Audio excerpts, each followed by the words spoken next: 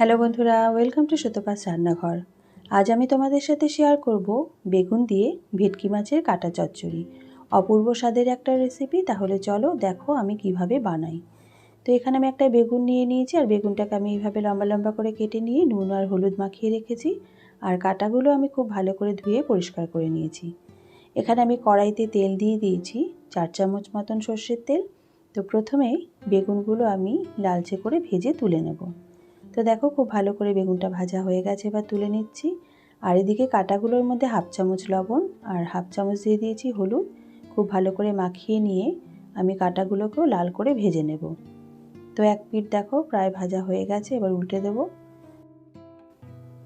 তো খুব ভালো করে দেখো আমি লাল করে কাটাগুলোকে ভেজে নিয়েছি, এবার তুলে নেব। আমার আর লাগছে 2খানা মিডিয়াম সাইজের পেঁয়াজ কুচি, 2টো মিডিয়াম সাইজের টমেটো কুচি, আর লাগছে 10টা কাঁচা লঙ্কা কুচি। তো মাছ ভাজা তেলের মধ্যেই আমি দিয়ে দিলাম 1/2 চামচ মেথি। মেথিটা কিন্তু খুব বেশিক্ষণ ভাজবো না, তাহলে তিতো হয়ে যাবে। একটু সুন্দর গন্ধ বেরোলেই আমি টমেটো কুচি, পেঁয়াজ কুচি আর লঙ্কা কুচিটা দিয়ে দেব। তোমরা ঝালটা তোমাদের পছন্দ মতো দেবে। আমি এখানে 10টা কাঁচা লঙ্কা দিয়েছি, তোমরা কম বেশি করে নিতে পারো ঝালটা। এবার মিডিয়াম ফ্লেমে ততক্ষণ নাড়বো যতক্ষণ না টমেটোটা সফট হয়ে আসছে। এই রেসিপিটা এত অপূর্ব খেতে হয় বন্ধুরা, তোমরা অবশ্যই একবার ট্রাই করে দেখো। গরম ভাতে এই একটা পদ দিয়েই কিন্তু সব ভাত খেয়ে নেওয়া যাবে। তোমরা অবশ্যই ট্রাই করো, আশা করি তোমাদের ভালো লাগবে। আর আমাকে কিন্তু কমেন্ট করে জানাতে ভুলো না তোমাদের কেমন লেগেছে। এবার দিয়ে দিচ্ছি পরিমাণ মতো নুন, আর দিয়ে দেব 1/2 চামচ হলুদ গুঁড়ো। এবার খুব ভালো করে কষিয়ে নেব। আর কিন্তু তেমন কিছু মশলা লাগবে না। তো খুবই ইজি একটা রেসিপি, কিন্তু অত্যন্ত সুস্বাদু খেতে হয়। তোমরা ভেটকি মাছের অনেক হয়তো রেসিপি খেয়েছো, তবে ভেটকি মাছের কাটা চচ্চড়ি এইভাবে রান্না করে একবার খেয়ে দেখো, দেখবে খুব ভালো খেতে হয়। তো বেশ খানিকক্ষণ ধরে নাড়তে নাড়তে যখন টমেটোটা সফট হয়ে আসবে আর পেঁয়াজগুলো একটু সফট হয়ে আসবে, তখন আমি মাছটা অ্যাড করব, তার সাথে বেগুনটাও দিয়ে দেব। তো দেখো বেশ খানিকক্ষণ আমি নাড়াচাড়া করে নিয়েছি। এবার আমি দিয়ে দেব 1 চামচ চিনি। এটা অবশ্যই দিতে হবে স্বাদটাকে ব্যালেন্স করার জন্য, যেহেতু টমেটো রয়েছে। তো খুব ভালো করে নেড়ে নিলাম আরেকবার।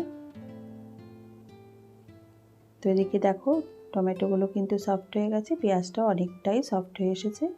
এবার আমি দিয়ে দেব ভেজে রাখা কাটা আর ভেজে রাখা বেগুনটা। এবার খুব ভালো করে মিশিয়ে নেব একবার। মিনিট 5 আমি মিশিয়ে নেব।